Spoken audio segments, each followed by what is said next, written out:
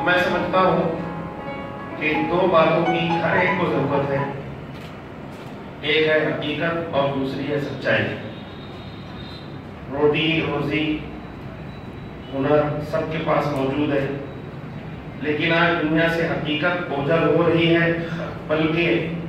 نظر ہی نہیں آ رہی، اتنی زیادہ ناپید ہو چکی ہے کہ ہر آدمی حقیقت کی تلاش کر رہا ہے، اور ظاہر بات ہے حقیقت اس کو ملے بھی کیسے جب کوئی رہبر، کوئی رہنما، کوئی اس کو حقیقی راہ بتانے والا ہو تو اس کو رہنمائی، اس کی رہنمائی میں اس کو حقیقت ملے گی۔ اور ہر شخص سچائی کی تلاش میں ہے، اس لیے کہ جہاں بھی وہ ہاتھ ڈالتا ہے وہاں اسے یا تو پورا کا پورا جھوٹ ملتا ہے یا سچ کے ساتھ جھوٹ ملا ہوا ملتا ہے۔ اور آج لوگوں نے جھوٹ کی تجارت ہی کو اپنا مشن بنا رکھا ہے، اور پوری دنیا کے اندر نہ صرف جھوٹ کی خرید و فروخت ہو رہی ہے بلکہ جھوٹ کی تبلیغ بھی ہو رہی ہے۔ انبیاء کرام یہ وہ شخصیات ہے، وہ ذات ہے جو اپنے ساتھ یہی دو چیزیں لے کر آتے تھے، اور وہ بتاتے تھے دنیا کو حقیقت کیا ہے۔ جتنے بھی انبیاء آئے آپ اس کو رشی منی کہہ لیں، آپ اسے یا تو محمد صلی اللہ علیہ وسلم کہہ لیں، یا مرزا مظہر جان جانا رحمۃ اللہ علیہ جو نقشبندیہ سلسلے کے بہت بڑے بزرگ ہیں، ان کی تحقیق کے مطابق رام کہہ لیں، کرشن کہہ لیں، یہ لوگ جب بھی دنیا میں آئے یہی دو چیزیں لے کر آئے، حقیقت اور سچائی، اور دراصل انسانوں کو ضرورت بھی یہی دونوں چیزوں کی ہے۔ میں نے جو آیت قرآن کریم کی پڑھی جس میں اللہ تعالیٰ نے حقیقی بات ارشاد فرمائی کہ دنیا میں لوگ جب حضرت آدم پیدا ہوئے بہت سالوں تک ایک ہی قوم تھی، اس میں کوئی فرد نہیں تھا، کوئی یہودی نہیں تھا، کوئی عیسائی نہیں تھا، کوئی ہندو نہیں تھا، کوئی دھرم کو ماننے والا نہیں، ہر ایک دھرم کو ماننے والا تھا، کوئی ادھرم نہیں تھا، سب ایک ہی قوم پر تھے، ایک ہی مذہب پر تھے، ایک ہی ذہن پر تھے۔ بعد میں لوگوں میں اختلاف شروع ہوا، لوگوں کی بات بدلی، اس لیے کہ لوگ حقیقت کو بھول گئے اور سچائی کو بھی بھول گئے۔ اللہ تعالیٰ نے ایسے لوگوں کو دنیا میں بھیجا جو اپنے ساتھ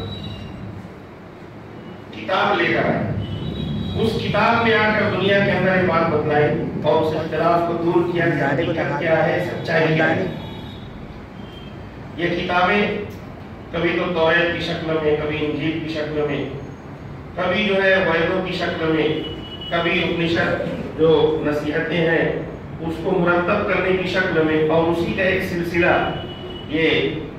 گیتا جس کی ترجمانی ڈاکٹر ساجد صاحب نے کی ہے، یہ بھی اسی کا ایک سلسلہ ہے۔ ان کتابوں نے آ کر کے حقیقت بھی بتلائی، سچائی بھی بتلائی۔ میں صرف دو باتیں ڈاکٹر صاحب کی اس کاوش کے بارے میں کہوں گا کہ در حقیقت ڈاکٹر صاحب سے آج سے 18 سال پہلے میں نے پوچھا تھا کہ ڈاکٹر صاحب آپ نے قرآن کریم کو پڑھنا کیوں شروع کیا، ترجمہ آپ نے پڑھا، پھر اس کے بعد تفسیروں کو دیکھا، تو انہوں نے کہا کہ میرے والد محترم سے مجھے بہت محبت تھی، بہت لگاؤ تھا، اور میں سمجھتا تھا کہ دنیا میں شاید میرے والد کے علاوہ میرا کوئی نہیں ہے۔ جب وہ دنیا سے چلے گئے تو اب مجھے سمجھ میں آیا کہ وہ کہاں گئے۔ پھر میں نے حقیقت اور سچائی دونوں کی تلاش شروع کی، اور ایسی تلاش کی کہ لوگوں کے سامنے بھی اسی حقیقت اور سچائی کو رکھ دیا۔ آپ ڈاکٹر صاحب نے جو کام کیا ہے اس کی دو خصوصیت ہیں۔ میں کچھ باتیں تاریخ کے حوالے سے بہت مختصر کہوں گا۔ سب سے پہلے ہمیں تاریخ میں ملتا ہے کہ محمود غزنوی کے ایک درباری تھے ابو ریحان البیرونی۔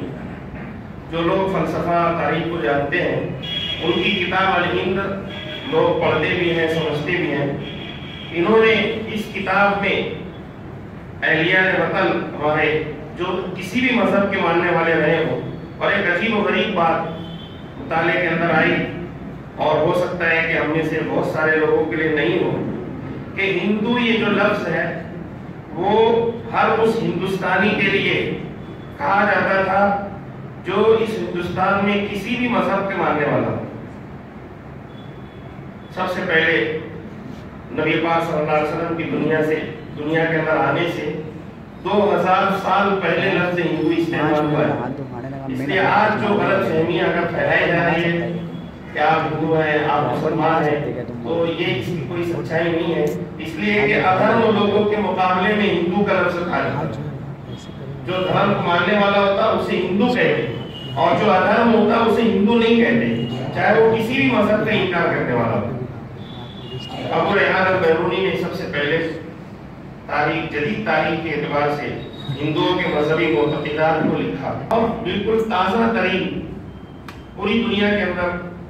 हकीकी इल्म और नबी पाक सल्लल्लाहु अलैहि वसल्लम की तालीमात को पहुंचाने का काम जिस इदारे ने किया, हम उसके अलमबरदार है दारुल उलूम देवबंद। इन्होंने चंद साल पहले अल जमीयत अखबार के एडिटर मौलाना अब्दुल हमीद नौमानी साहब, उनको मामूल किया। इन्होंने बहुत सारे किताबचे हिंदुइज्म से मुतालिक मालूमात उन्होंने जमा की और बहुत तफसील से इन्होंने इसको लिखा। मैं ज्यादा वक्त न लेते हुए इसमें दो बातें अर्ज करना चाहता हूँ कि डॉक्टर साजिद सिद्दीकी साहब ने उर्दू जुबान के अंदर और बैक वक्त हिंदी जुबान के अंदर गीता की जो जुबान है उसे मुंतकिल करके उर्दू और हिंदी के अंदर इसकी तर्जुमानी पेश की। ये एक कारनामा है और इन्होंने इसके लिए मेहनत की। लेकिन उससे ज्यादा बड़ा कारनामा यह है, मैंने ये तारीख का जो हवाला दिया है, मुझे इसमें कहीं ये नहीं मिला कि किसी ने गीता का तर्जुमा किया, रामायण का तर्जुमा किया, उपनिषदों का तर्जुमा किया और उसकी तर्जुमानी पेश की, लेकिन कुरान के साथ किसी ने मुताबिकत नहीं की। ये एजाज जिस तरह 2014 और 2013 में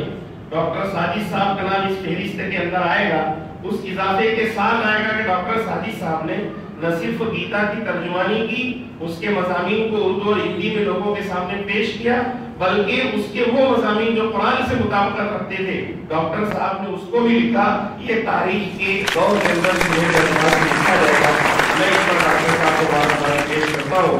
और मैं सभी से दरख्वास्त करता हूँ कि इनकी किताब से इस्तेफादा करें और दरअसल ये तमाम की तमाम कोशिशें हकीकी बातों को तमाम इंसानों तक पहुँचाने के लिए और इस्लाम को फैलाने के लिए, इसी तरह सबसे बड़ी बात तो ये है कि हकीकत और सच को बयान करने के लिए है, जिसकी हमें सबसे ज्यादा जरूरत है। आप जो है गीता के अंदर भी, कुरान के अंदर भी, उपनिषदों के अंदर भी, वेदों के अंदर भी इन्हीं बातों को पाओगे, हकीकत और सच। अल्लाह ताला हमें हकीकत और सच तलाश करने और उसका अमल करने